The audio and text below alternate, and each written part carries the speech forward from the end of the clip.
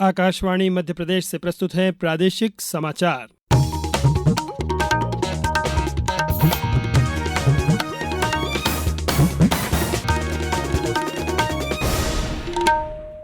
नमस्कार, समाचारों के साथ मैं नवनीत चौबे। प्रधानमंत्री नरेंद्र मोदी ने आज वीडियो कॉन्फ्रेंसिंग के माध्यम से नशा मुक्त युवा विकसित भारत संकल्प अभियान की शुरुआत की। इस अवसर पर देश भर में युवाओं को नशे से दूर रहने और स्वस्थ जीवन शैली अपनाने का संदेश दिया गया। नशा केवल शरीर को नुकसान नहीं पहुंचाता, नशा एक माँ की मुस्कान छीन लेता है। नशा एक पिता के सपनों को चूर चूर कर देता है। और जब परिवार में, समाज में ऐसा होता है और कहीं न कहीं राष्ट्र की शक्ति भी कमजोर पड़ जाती है। और इसलिए हमें हर एक युवा को नशे के चुंगल में फंसने से बचाना है।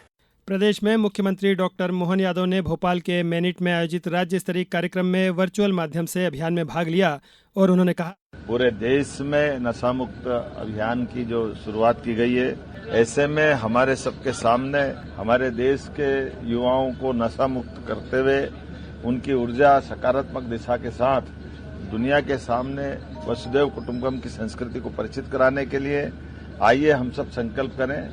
नशे से दूरी बहुत है जरूरी। राष्ट्रपति द्रौपदी मुर्मू कल से ओडिशा के 3 दिन के दौरे पर रहेंगी। इस दौरान वे कटक, भुवनेश्वर, ब्रह्मपुर और गंजम जिले के तप्तपानी में आयोजित शैक्षिक, सांस्कृतिक और अन्य कार्यक्रमों में हिस्सा लेंगी। दौरे के पहले दिन राष्ट्रपति कटक के जगतगुरु कृपालु विश्वविद्यालय का उद्घाटन करेंगी। वहीं मंगलवार को वे तप्तपानी के पास स्थित मां कांधुनी देवी मंदिर में पूजा अर्चना करेंगी। दतिया विधानसभा उपचुनाव की मतगणना कल 3 अगस्त को शासकीय पॉलिटेक्निक कॉलेज में होगी। मतगणना सुबह 8 बजे डाक मतपत्रों की गिनती से शुरू होगी, जबकि 8:30 बजे से ईवीएम के वोटों की गिनती की जाएगी। इसके लिए 20 काउंटिंग टेबल बनाई गई है और करीब 350 अधिकारी कर्मचारियों की ड्यूटी लगाई गई है। मतगणना स्थल पर सुरक्षा के कड़े इंतजाम किए गए हैं। मीडिया के लिए भी अलग से मीडिया सेंटर बनाया गया है, जहां मतगणना की ताजा जानकारी उपलब्ध होगी। प्रदेश में इस साल उच्च शिक्षा में दाखिले का नया रिकॉर्ड बना है। उच्च शिक्षा विभाग के अनुसार शैक्षणिक सत्र 2026-27 में अब तक 5,24,000 से ज्यादा विद्यार्थियों ने कॉलेजों में प्रवेश लिया है। यह पिछले साल की तुलना में करीब 66,000 अधिक है। विभाग ने बताया कि ऑनलाइन ई प्रवेश व्यवस्था, दस्तावेजों के त्वरित सत्यापन और कॉलेजों में हेल्प डेस्क जैसी सुविधाओं से प्रवेश प्रक्रिया आसान और पारदर्शी हुई है। केंद्रीय कृषि मंत्री शिवराज सिंह चौहान ने कहा है कि अगले 5 वर्षों में देवास जिले में खेती को और आधुनिक बनाया जाएगा।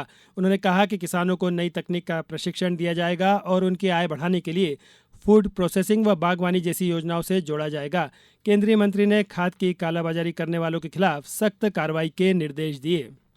मुख्यमंत्री डॉक्टर मोहन यादव ने राज्यों को करों के हिस्से की अतिरिक्त किश्त जारी करने के लिए केंद्र सरकार का आभार जताया है। उन्होंने कहा कि इस फैसले के तहत प्रदेश को 8,010 करोड़ रुपए मिलेंगे। मुख्यमंत्री ने कहा कि इस राशि से प्रदेश के विकास कार्यों और जन कल्याण योजनाओं को और गति मिलेगी। उन्होंने इसके लिए प्रधानमंत्री नरेंद्र मोदी और केंद्रीय वित्त मंत्री निर्मला सीतारमण का धन्यवाद भी किया।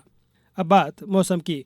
प्रदेश में अगले 2 दिनों तक बारिश का दौर हल्का रहने की संभावना है। मौसम विभाग के अनुसार आज और कल प्रदेश के ज्यादातर हिस्सों में हल्की बारिश या बूंदाबांदी हो सकती है। हालांकि 4 और 5 अगस्त से मानसून फिर सक्रिय होगा। इसके बाद प्रदेश के कई जिलों में भारी बारिश होने के आसार है। मौसम विभाग ने 4 अगस्त को छतरपुर, पन्ना, सतना, सीधी और शहडोल समेत कई जिलों में, जबकि 5 अगस्त को रीवा, मऊगंज, टीकमगढ़ और निवाड़ी सहित कई जिलों में भारी बारिश का अलर्ट जारी किया है। अब कुछ समाचार संक्षेप में। प्रसिद्ध गायक किशोर कुमार के जन्मदिन के अवसर पर जिले में खंडवा का गौरव दिवस मनाया जा रहा है। इस अवसर पर 2 से 4 अगस्त तक विभिन्न कार्यक्रम आयोजित होंगे।